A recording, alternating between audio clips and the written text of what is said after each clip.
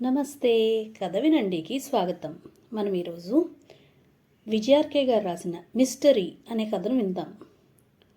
టీవీలో జగమే మాయ old movie వస్తోంది. దాదాపు 50 సంవత్సరాల కిందటి బ్లాక్ అండ్ వైట్ సినిమా. అలివేణి భయపడుతూనే సినిమా చూస్తోంది. నా చిన్నప్పుడు ఈ సినిమా చూసి చాలా భయపడ్డాను అని నాన్న చెప్పిన విషయం గుర్తొచ్చి మరింత భయమేసింది. వంటింట్లో అటక మీద నుంచి ఒంటికన్ను రాక్షసుడు రావడం, చనిపోయిన పని మనిషి ఇంట్లో దయ్యంగా ఉండటం, అందులోనూ అలివేణి ఒంటరిగా చూస్తుండటంతో భయం రెట్టింపయింది. అలివేణి కాపురానికి హైదరాబాద్ వచ్చింది. అలివేణి భర్త మానస్ ఓ కార్పొరేట్ కంపెనీలో మంచి పొజిషన్లో ఉన్నాడు. ఏరికోరి పల్లెటూరు అమ్మాయిని, అది బొత్తిగా అమాయకత్వానికి బ్రాండ్ అంబాసిడర్లా ఉన్న అమ్మాయిని పెళ్లి చూసుకున్నాడు.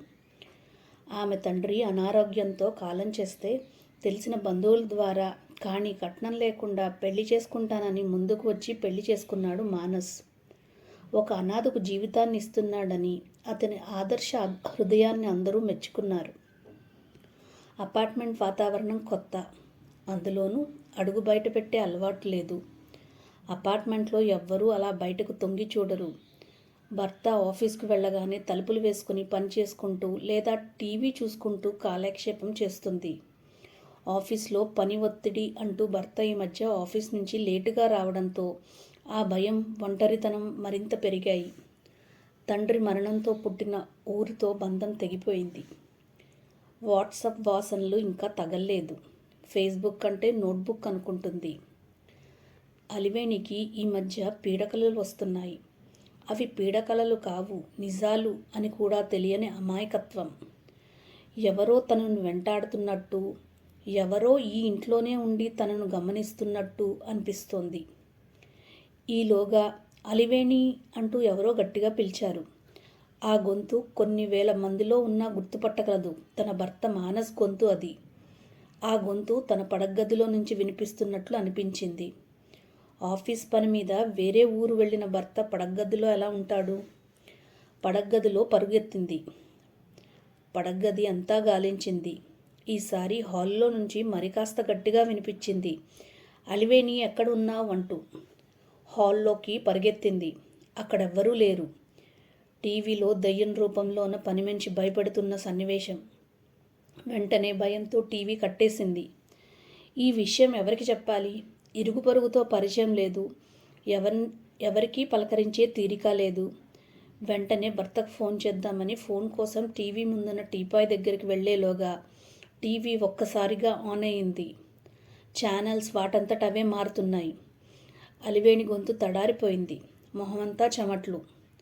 ఇంగ్లీష్ ఛానల్లో ఎవిల్ డెడ్ సినిమా వస్తోంది. దయ్యం రూపం టీవీలో కనిపిస్తోంది. వాయిస్ పెరిగింది. ఇంగ్లీష్ అర్థం కాకపోయినా సౌండ్కు భయం వేసింది. భయంతో పడగదిలోకి పరిగెత్తింది ఫోన్ పట్టుకుని. అందులో ఉండే ఒకే ఒక నంబర్ భర్తది. తనకు ఎలా ఫోన్ చేయాలో, ఏ బటన్ నొక్కాలో చెప్పాడు. అది స్మార్ట్ ఫోన్ కూడా కాదు, పాతకాలం నాటి ఫోన్. అటువైపు నుంచి భర్త మానస్ ఫోన్ ఆన్సర్ చేశాడు. ఏంటి అలివేణి, ఈ టైంలో ఫోన్ చేశావు అని అడిగాడు. అతని గొంతులో ఆదుర్ద వినిపిస్తోంది. నాకు భయం వేస్తోందండి. ఇందాక ఎవరో మీ గొంతుతోనే అలివేణి అని నన్ను పిలిచారండి, భయంగా చెప్పింది. అటువైపు నుంచి మానస్ నవ్వాడు. నువ్వు దెయ్యం సినిమాలు చూడడం తగ్గించు, నేను 2 రోజుల్లో వచ్చేస్తానుగా అన్నాడు అనునయంగా. నాకు చాలా భయంగా ఉందండి. ఇందాక టీవీ దానంతట అదే ఆన్ అయింది. ఏదో దయ్యం సినిమా వచ్చింది. సౌండ్ కూడా పెద్దగా, కావాలంటే మీరే వినండి అంటూ హాల్లోకి వచ్చింది. ఆ సౌండ్ భర్తకు వినిపించడానికి. టీవీ ఆఫ్ అయింది. అరే, ఇందాక వచ్చిందండి అంది అలివేణి. అంతా నీ భ్రమ, ప్రశాంతంగా నిద్రపో చెప్పాడు మానస్. అయిష్టంగానే భయంగానే ఫోన్ పెట్టేసింది. దుప్పటి నిండా కప్పుకొని నిద్రపోయింది. ఒక్కసారిగా మెలకువ వచ్చింది. ఫ్యాన్ ఆగిపోయింది. ఏసీ తనకు పడదు. కరెంట్ పోయిందనుకుంది. కానీ బెడ్ ల్యాంప్ వెలుగుతూనే ఉంది. మరి ఫ్యాన్ తిరగకపోవడం ఏమిటి? ఉక్కపోత, భయము రెండూ కలగలిశాయి. చెమటతో ఒళ్ళు తడిసిపోయింది. ఈ టైంలో భర్తకు ఫోన్ చేస్తే ఏమనుకుంటాడో. అప్పుడే బెడ్ ల్యాంప్ ఆరిపోయింది. మళ్ళీ వెలిగింది. బ్లూ కలర్ నుంచి రెడ్ కలర్కు, తర్వాత ఎల్లో కలర్కు అలా వెంటనే రంగులు మారుతున్నాయి. ఫ్యాన్ సడన్గా ఫుల్ స్పీడ్తో తిరుగుతోంది. ఒక్క ఊదుటం లేచి బయటకు పరిగెత్తింది. పక్క ఫ్లాట్ వాళ్ళ తలుపు బాదింది భయంగా. వాళ్ళు లేచి వచ్చారు. వాళ్ళకు విషయం చెప్పింది. వాళ్ళు విసుక్కుంటూనే లోపలికి వచ్చి చూశారు. ఫ్యాన్ తిరుగుతోంది. బెడ్ ల్యాంప్ వెలుగుతోంది. ఒక్కదానివే ఉండటం వల్ల భయం వేసి ఉంటుంది. అంతా నీ భ్రమ అన్నారు గాని మా ఇంట్లోకి వచ్చి పడుకో అని అనలేకపోయారు ఇరుగు పొరుగు. సాయం చేయాలనే తత్వం కనుమరుగైంది. అలివేణికి ఆ రాత్రంతా కలత నిద్రతోనే సరిపోయింది. 2 రోజుల్లో వస్తానన్న మానస్ మరుసటి రోజే తెల్లారగానే రావడంతో ఊపిరి పీల్చుకుంది. భర్తను గట్టిగా వాటేసుకుని బావురుమంది. అలివేణి ఇంట్లో ఒంటరిగా ఉండాలంటేనే భయపడి వణికిపోతోంది. స్నానం చేయడానికి వెళ్ళింది. అలివేణికి చన్నీళ్లు స్నానం అలవాటు. షవర్ ఆన్ చేయగానే వేడి నీళ్లు పొగలు కక్కుతూ వచ్చాయి. ఆ వేడి భరించలేక అలాగే బయటకు పరిగెత్తుకొచ్చింది. గీజర్ తను ఆన్ చేయలేదని చెప్పింది. నువ్వే ఆన్ చేసి మర్చిపోయి ఉంటావులే అన్నాడు మానస్. గీజర్ ఆన్ చెయ్యాలంటేనే భయం, ఫోబియాగా మారింది. బకెట్లో చన్నీళ్లు పోసుకుని స్నానం చేయడం అలవాటు చేసుకుంది. కొన్ని రోజుల్లోనే బరువు తగ్గింది. రకరకాల భ్రాంతులు. నిజమో భ్రాంతో అర్థం కాని పరిస్థితి. చుట్టుపక్కల ఫ్లాట్స్ వాళ్లకు ఈ వార్త వేగంగా చేరిపోయింది. చివరికి అలివేణికి మతి స్థిమితం లేదనే వరకు వచ్చింది. సైకియాట్రిస్ట్ అలివేణి వంక పరిశీలనగా చూశాడు. ఆమె మాట్లాడుతుంటే విన్నాడు. తను స్పష్టంగా చెప్తోంది. లైట్లు వెలిగి ఆరిపోవడం, సడన్గా భర్త గొంతు వినిపించడం, టీవీ ఛానల్స్లో వాటంతటవే మారడం, వేడి నీళ్లు, ఇలా ఒక్కో విషయం చెబుతోంది. మానస్ ఆఫీసుకు కూడా ఈ విషయం చేరింది. ఒక్కొక్కరు ఓదార్పు మొదలుపెట్టారు. ఈ విషయం అలివేణిని మరింత కుంగదీసింది. తనను అందరూ పిచ్చిదానిలా చూడడం భరించలేకపోయింది. సారీ మిస్టర్ మానస్, మీ ఆవిడలో పిచ్చి లక్షణాలు పూర్తిగా కనిపించడం లేదు. అలా అని తన మానసిక పరిస్థితి బాగుందని చెప్పలేను అంటూ తన నిస్సహాయత వ్యక్తం చేశాడు సైకియాట్రిస్ట్. మానస్ ఇంట్లోనే ఉంటున్నాడు. ఒకవేళ అత్యవసరంగా ఆఫీస్కి వెళ్ళినా వెంటనే తిరిగొస్తున్నాడు. ఇదంతా అలివేణి గమనిస్తూనే ఉంది. పాపం, పిచ్చిదాని కోసం భర్త ఉద్యోగాన్ని వదులుకొని ఉండాల్సి వస్తోంది అన్న మాటలు కూడా ఆమె చెవిన పడ్డాయి. అలివేణి, నువ్వు ఇలాంటి మాటలు పట్టించుకుని ఏ అఘాయిత్యం చేసుకోకు. కాకపోతే కొన్నాళ్ళు హాస్పిటల్లో ట్రీట్మెంట్ చేయిస్తాను. పరోక్షంగా పిచ్చాసుపత్రిలో అన్న అర్థం వచ్చేలా మాట్లాడాడు. ఒక్కసారి మానసికంగా బలహీనం అయితే తీసుకునే నిర్ణయాలు పిచ్చిని తలపిస్తాయి. ఫలితంగా అలివేణి సీలింగ్ ఫ్యాన్కు ఉరివేసుకుని చనిపోయింది. తన చావుకు తానే కారణం అని రాసిపెట్టి మరీ. పోలీసులు వచ్చారు. చుట్టుపక్కల వాళ్లను ఎంక్వైరీ చేశారు. సైకియాట్రిస్ట్ను కలిశారు. అందరూ జరిగిన విషయం చెప్పారు. ఆత్మహత్య కేసుగా మిగిలిపోయింది. హత్య అని చెప్పడానికి అనుమానాస్పదంగా ఏమీ కనిపించలేదు. ఇది జరిగిన 48 గంటల తర్వాత డిటెక్టివ్ నిశ్చల్ ఎదురుగా ఒక అమ్మాయి కూర్చుని ఉంది. ఒక ఆత్మహత్య కేసు మిస్టరీని ఛేదించి అది హత్య ఆత్మహత్య అన్నది తేల్చాలి. ఇదిగోండి కేసుకు సంబంధించిన వివరాలు, ఫోటో, మీ ఫీజు అడ్వాన్స్. ఆ యువతి ఓ కవర్ అందజేసింది. కవర్లోని డబ్బును పక్కన పెట్టి కేసు వివరాలు చూసి అందులో ఫోటోని చూశాడు. తన ఎదురుగా ఉన్న అమ్మాయిని చూశాడు. మీ ఆత్మహత్య కారణాన్ని ఛేదించి మీరు ఆత్మహత్య చేసుకున్నారా, హత్య చేయబడ్డారా అన్న విషయం తేల్చాలా? నవ్వుతూ అడిగాడు ఆ కేసును టేకప్ చేస్తూ. అపార్ట్మెంట్కి వచ్చాడు నిశ్చల్. మానస్ ఉండే 3వ అంతస్తుకు వచ్చి చుట్టుపక్కల వాళ్లను ఎంక్వైరీ చేశాడు. వాచ్మెన్ని కలిశాడు. మానస్ను మాత్రం కలవలేదు. సైకియాట్రిస్ట్ను కూడా కలిశాడు. మానస్ భార్య చనిపోయాక శవాన్ని మార్చురీలో నుంచి తీసుకెళ్లి దహనం చేశాక తిరిగి ఫ్లాట్కు రాలేదని తెలిసింది. ఆ రాత్రి మానస్ ఫ్లాట్కి వచ్చాడు నిశ్చల్. ఆ ఫ్లాట్ తాళం తీయడం నిశ్చల్ లాంటి డిటెక్టివ్కు పెద్ద కష్టమైన విషయం కాదు. వాచ్మెన్ సహాయం తీసుకున్నాడు. అతనికి ప్రతి సహాయం డబ్బు రూపంలో చేసి. సరిగ్గా 30 నిమిషాల తర్వాత డిటెక్టివ్ నిశ్చల్ బయటకు వచ్చాడు. ఫుడ్ డెలివరీ బాయ్లా ఏమీ తెలియనట్టు వెళ్ళిపోయాడు. మానస్ ఫ్లాట్ తాళం తీసి లోపలికి వచ్చి డోర్స్ క్లోజ్ చేసి హాల్లో ఉన్న అలివేణి పాత ఫోటో వైపు చూశాడు. ఆమె ఫోటోకు దండ వేళ్లాడుతోంది.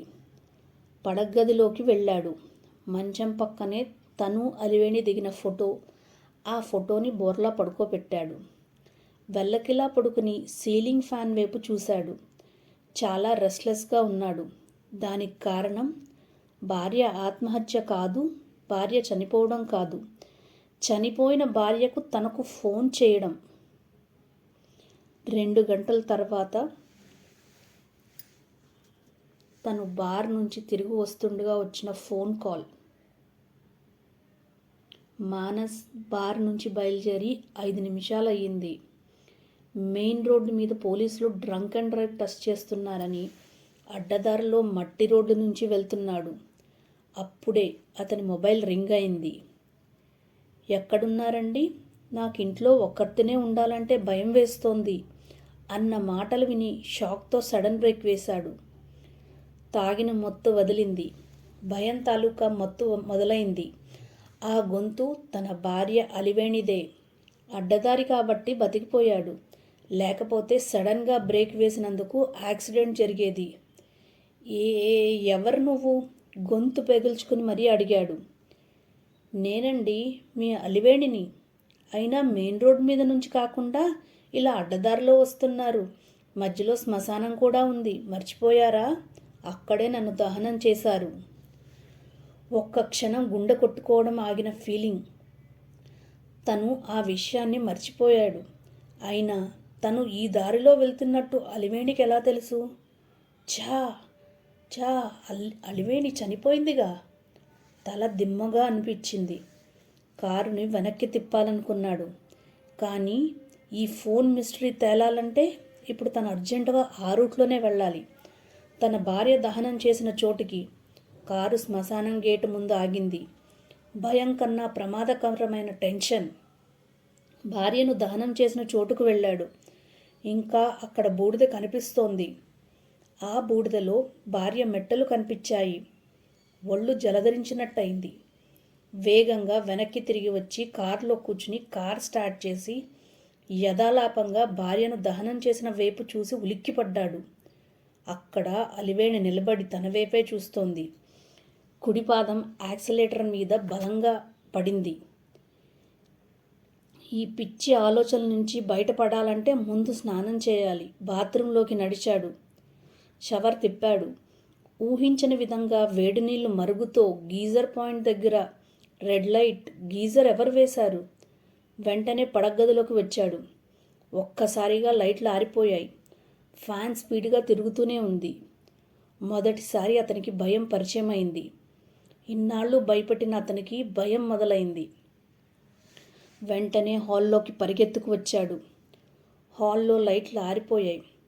స్మార్ట్ ఫోన్ చేతిలోకి తీసుకున్నాడు. ఫ్లాష్ లైట్ ఆన్ చేశాడు. స్టూల్ వేసుకుని పుస్తకాల ర్యాక్ మీద ఉన్న రిమోట్ కోసం చూశాడు. చేతికి తగల్లేదు. యూ ఫూల్ అన్న మాటలు వినిపించాయి. హాల్లో మరో చోటు నుంచి వెంటనే హారర్ మ్యూజిక్. లైట్లు వెలుగుతూ ఆరుతూ డోర్ బెల్ వినిపించింది. ఆ వెంటనే తలుపు తెరుచుకుంది. తను తలుపు తీయకుండానే ఒక్కసారిగా లైట్లు వెలిగాయి. ఎదురుగా ఒక అపరిచిత వ్యక్తి. అతని పక్కనే తన భార్య అలివేణి. కానీ తన భార్యలా చీర కట్టుకోలేదు. జీన్స్లో ఉంది.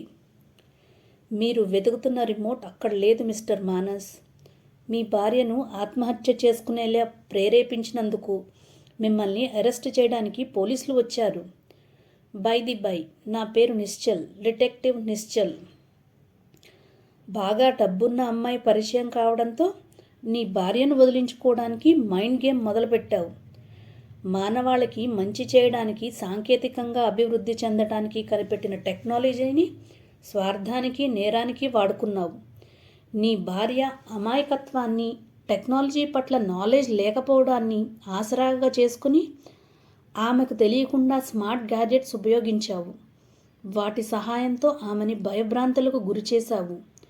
టీవీ ఆన్ అవ్వడం, షవర్ ద్వారా మరిగే నీళ్లు రావడం, ఫోన్ ద్వారా ఆపరేట్ చేసి మాట్లాడడం, లైట్లు వెలుగుతూ ఆరిపోయేలా చేయడం చేశావు. చుట్టుపక్కల వాళ్లను సాక్ష్యంగా వాడుకున్నావు. నేను ఫ్లాట్కి వచ్చినప్పుడు చూసినప్పుడే అర్థమైంది. అదే టెక్నాలజీతో నీ కారును ట్రాక్ చేయడం పెద్ద కష్టమేమీ కాదు. ఇక శ్మశానంలోనూ ఇక్కడ కనిపించే నీ భార్య మాత్రం టెక్నాలజీ మాయ కాదు, నిజం, నీ మరణ శాసనం. టెక్నాలజీతో ఒక వ్యక్తి ప్రాణాలు తీశావు. అదే టెక్నాలజీతో ఈ వేణి అంటే అలివేణి సోదరి నీలవేణి నిన్ను పట్టించింది. అలివేణి, నీలవేణి అక్కచెల్లెళ్ళు. పేదరికం కారణంగా ట్విన్స్లో ఒకరైన ఈ నీలవేణిని అమెరికాలోని దంపతులకు దత్తత ఇచ్చాడు వాళ్ళ నాన్న. 20 ఏళ్ల తర్వాత తన సోదరుని వెతుకుతున్న నీలవేణి ఫేస్బుక్లో తన ప్రొఫైల్ పిక్ను పోలిన అలివేణి ఆత్మహత్య వార్తలో కనిపించిన ఫోటో చూసి చెల్లి ఆత్మహత్య పూర్వాపరాలు తెలుసుకోవాలని నన్ను కోరింది. ఒక మనిషిని చంపడం కన్నా ఆ మనిషిని మానసికంగా టార్చర్ చేసి చనిపోయేలా చేయడం పెద్ద నేరం. నీ నేరానికి శిక్ష సిద్ధంగా ఉంటుంది, చెప్పాడు డిటెక్టివ్ నిశ్చల్. పోలీసులు వచ్చారు. మానస్కు సంకెళ్ళు వేసి తీసుకువెళ్లారు. సారీ నీలవేణి, మీ సోదరి ఆత్మహత్య మిస్టరీని ఛేదించాను, కానీ మీ సిస్టర్ని కాపాడలేకపోయాను అన్నాడు డిటెక్టివ్ నిశ్చల్. తనను కళ్ళారా చూడకపోయినా తన మరణానికి కారణమైన నేరస్తుడిని చట్టానికి పట్టించాను అనే తృప్తి మిగిలింది. అందుకు మీకు థ్యాంక్స్ చెప్పుకోవాలి. ఫ్లైట్ ఎక్కడానికి సిద్ధమవుతూ చెప్పింది నీలవేణి. యాప్లు, టెక్నాలజీని మన రక్షణకు తోడుగా ఉండడానికి ఉపయోగించుకోవాలి. మనకు ఉపయోగపడే యాప్ల గురించి, టెక్నాలజీల గురించి కనీస పరిజ్ఞానం అవసరం. ఆ పరిజ్ఞానం ఉంటే మీ సోదరి చనిపోయేవారు కాదు, చెప్పాడు డిటెక్టివ్ నిశ్చల్. టెక్నాలజీ గురించి, మనకు పనికొచ్చే యాప్ల గురించి ప్రతి ఒక్కరూ అవేర్నెస్ కలిగి ఉండాలన్న ఆలోచనే ఈ కథ సమాప్తం.